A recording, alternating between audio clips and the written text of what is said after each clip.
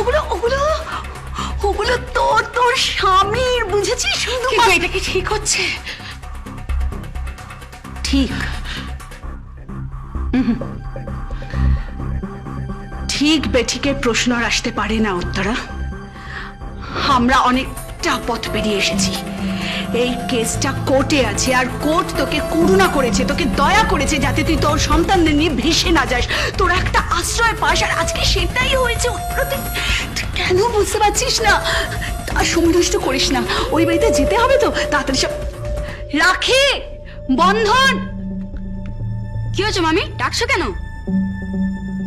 তোমরা আজকে ওই বাড়িতে ফিরে যাবে। সত্যি? সত্যি তোমরা চ্যাটার্জি বাড়িতে ফিরে যাবে, বুঝেছ? কে তুই এখনো দাঁড়িয়ে আছিস? যা, জিনিসপত্র গোছা, আর সময় নষ্ট করিস না। আজকে আমি তোমাদের দুজনকে নিজে হাতে সাজাবো, ঠিক আছে? চলো চলো চলো চলো চলো।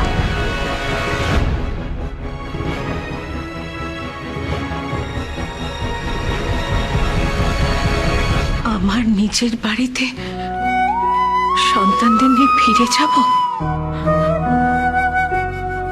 আমার বাড়ি, আমার সন্তান, আমার পৃথিবী। আমি আমার নিজের বাড়িতে ফিরব।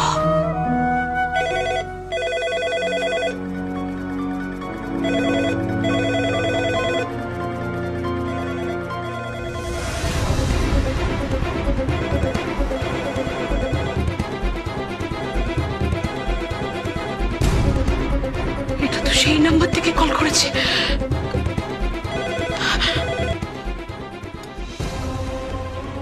হ্যালো, চ্যাটার্জি বাড়িতে ফিরছিস? কি রে, কথা বলছিস না কেন? চ্যাটার্জি বাড়িতে ফিরছিস? কি বলছো কি তুমি? এসব খবর তুমি কোথা থেকে পাও? কে বলছো? আমি তো সব খবর পাই, সব খবর পাই আমি।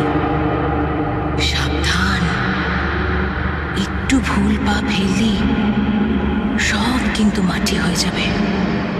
খুব সাবধান। তুমি বলো, কে বলছো? এই সব খবর তুমি পাচ্ছ কোথা থেকে? কি করে জানছো তুমি সবটা? দয়া করে বলো, তুমি কে বলছো? মলিনা চ্যাটার্জি অত সহজে ছেড়ে দেবে না। দরজায় দাঁড়িয়ে থাকবে, লোক জড়ো করবে, ঝামেলা করে ঢুকতে দেবে না। খুব সাবধানে।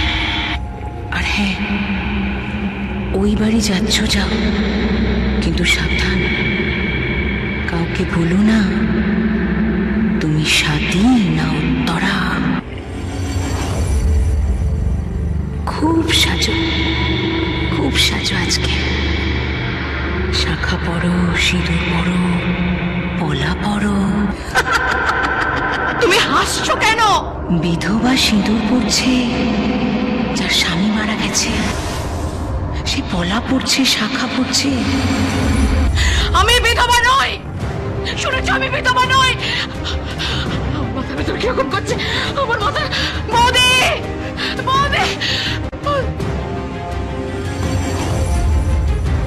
উত্তরা,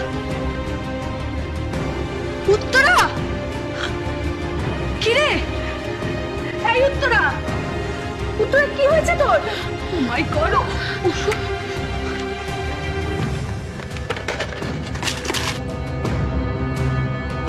উত্তরা, উত্তরা, ওঠ, ওঠ, ওঠ, ওঠ, ওঠ, ওঠ, উত্তরা, ওঠ। এনে এনে ওষুধটা নে, ওষুধটা একটু কষ্ট করে খা। এনে জল, এনে জল জল।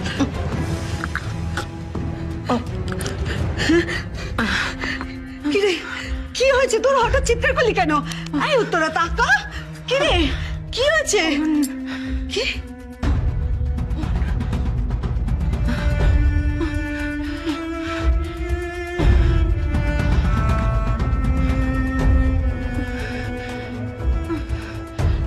উত্তরা,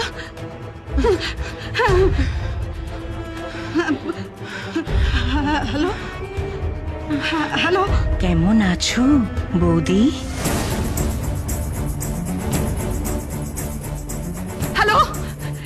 বলছো তুমি? সব জবাব পেয়ে যাবে, অপেক্ষা করো। সব জবাব পেয়ে যাবে। Hello, hello, hello, Uttara, Uttara কথা, উত্তরা, উত্তরা কথা বল। কি রে উত্তরা? আমি বিধবা নই। কি? আমি বিধবা নই।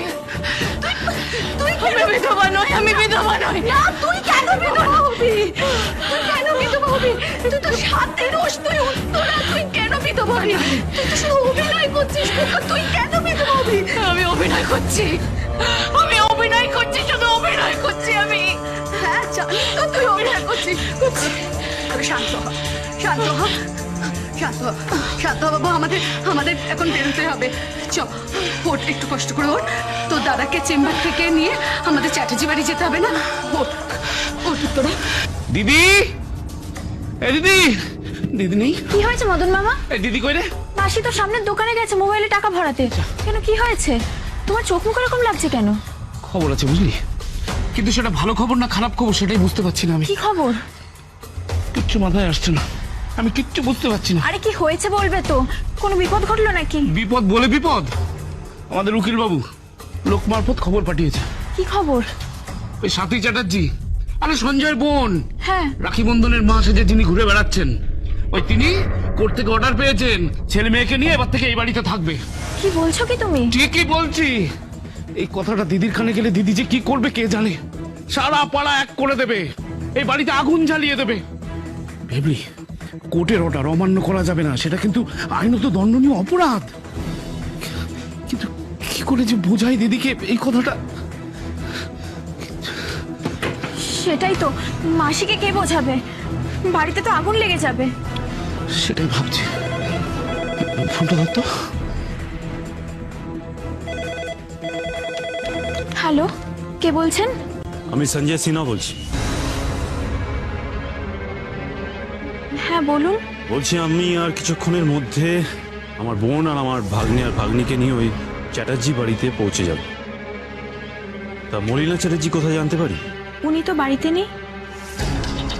ওনাকে বলবেন যে আমরা কিছুক্ষণের মধ্যে ওই চ্যাটার্জি বাড়িতে আসছি। আমার বোনকে ওই বাড়িতে তুলে দিয়ে আমার কাজ শেষ। আর হ্যাঁ, ওই ঘরটা যেন একটু সাজিয়ে গুছিয়ে রাখে, পরিষ্কার পরিচ্ছন্ন করে রাখে।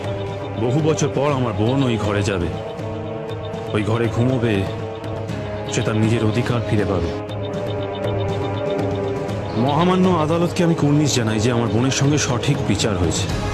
আর হ্যাঁ, মলিনা চ্যাটার্জিকে বলে রাখবেন যে কোনো রকম ঝামেলা না করতে। ঝামেলা করলে কিন্তু হাজতবাস পর্যন্ত হতে পারে।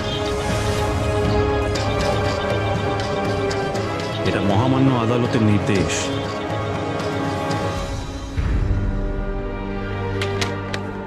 কিরে ভেবলি?